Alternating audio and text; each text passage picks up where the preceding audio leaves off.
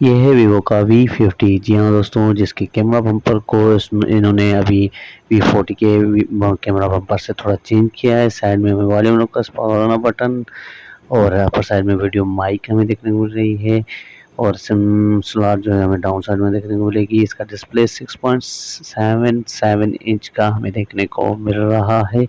इसके अलावा देखा जाए यहाँ पे इसके रैम और रोम को, तो यहाँ पे 12 GB 256 GB और दूसरा हमें देखने को मिल रहा है 12 GB 512 GB।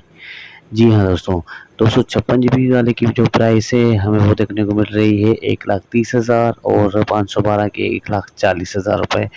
कैमरा के रिजल्ट को देखा जाए तो जी दोस्तों, बहुत ही ज़बरदस्त रिजल्ट हमें देखने को मिल रही है। ड्यूअल कैमरा सेटअप है इसकी। बैक साइड में 50 मेगापिक्सल का वाइड और अल्ट्रा वाइड, फ्रंट में भी हमें 50 मेगापिक्सल का देखने को मिलता है।